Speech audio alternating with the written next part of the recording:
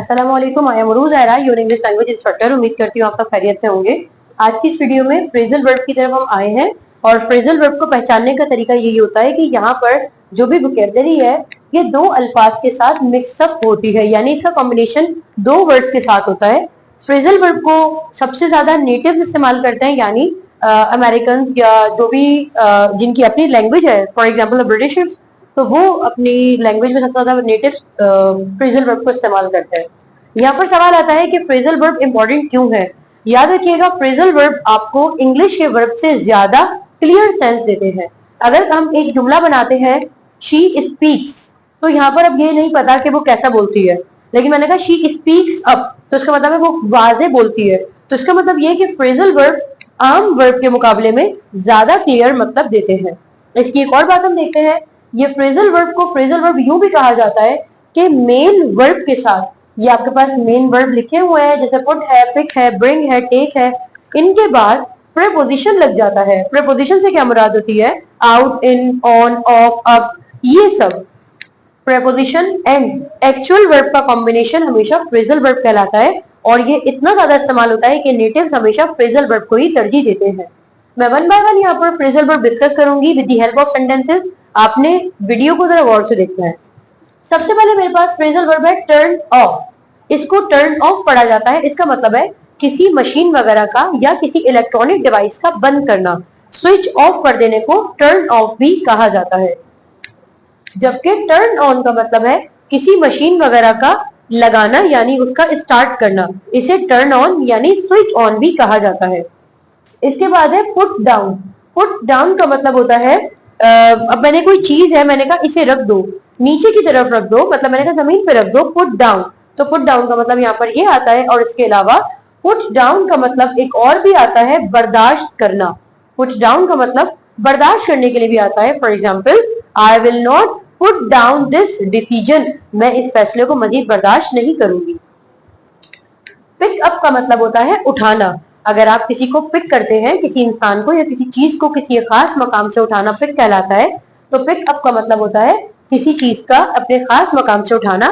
For example, I will pick you up at 8 o'clock, मैं आपको 8 बजे कोई भी मकाम है वहां से पिक करूंगी, या I will pick up this weight, मैं इस वजन को उठाऊंगी। ब्रिंग अप, ब्रिंग अप का मतलब होता है लेकर आना।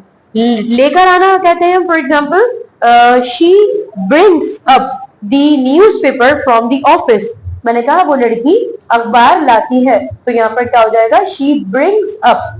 यहाँ पर क्योंकि शी है तो यहाँ पर एस लग जाएगा। She brings up the newspaper from the office, लेकर आना। खाली लेकर आना ब्रिंग भी कहलाता है, लेकिन ब्रिंग अप का मतलब है जो भी ड्यूटी उसके जिम्मे लगी है, यानी जो भी रिस्पॉन्सिबिलिटी उसे अदा करनी है वो कंप्लीट अदा करती है। सेट अप का मतलब होता है इंतजाम करना या अरेंज करना। For example, you need to set up your matters, तुम्हें अपने मामलात को सेट करने की जरूरत है।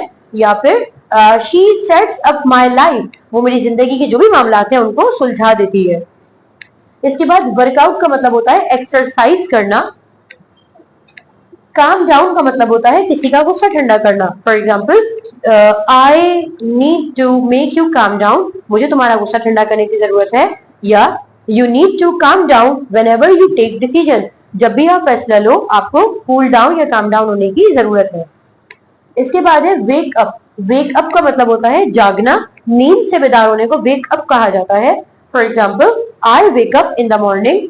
लेकिन अगर सुबह में सोकर उठने को वेकअप कहा जाता है, लेकिन अगर आप दोपहर में आकर लेट गए हैं और सो गए थे 1-2 घंटे को, जिसे हम कहते हैं शॉर्ट नैप आपका लेना, उससे जागने को वेकअप नहीं कहा जाता, उससे जागने को हम गेट अप कहते हैं।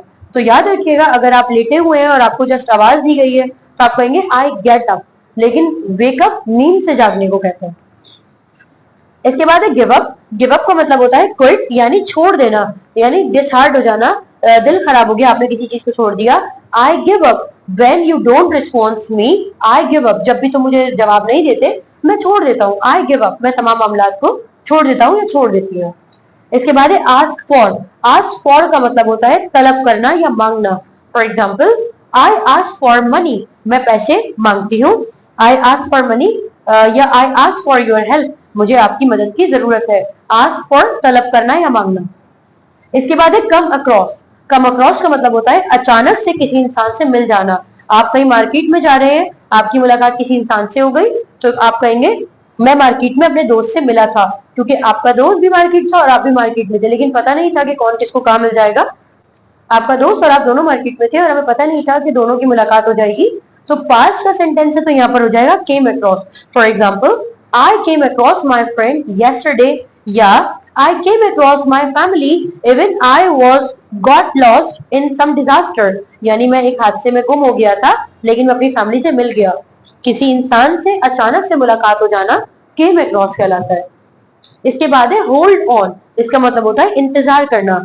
आई होल्ड ऑन यू, यानी मैं तुम्हारा इंतजार करती हूँ, या I hold on about this news, मैं इस न्यूज के बारे में इंतजार करती हूँ। ब्रेक इनटू का मतलब होता है interrupt. You don't need to break into my matters. Break into बहुत अच्छा वर्ड है, इसको याद रखिएगा। ब्रेक इनटू, ब्रेक का मतलब होता है तोड़ना, ब्रेक इनटू का मतलब है किसी मामले में मदाखलत करना, यानी इंटरफेयर करना। You don't need to break into my matters, तुम्हें मेरे मामलात में मदाखलत करने की जरूरत नहीं है।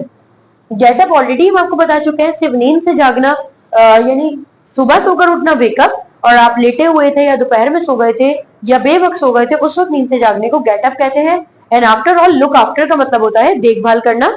Look after, for example, you need to look after your animal whenever you are absent, यानी जब आप एब्सेंट हो अपनी गैर मौजूदगी में, तो मैं अपने जानवरों की देखभाल करनी चाहिए। तो इसका मतलब यह आ रहा है कि जब भी आप गैर हाजिर हो तो अपने जानवरों की देखभाल करवानी चाहिए।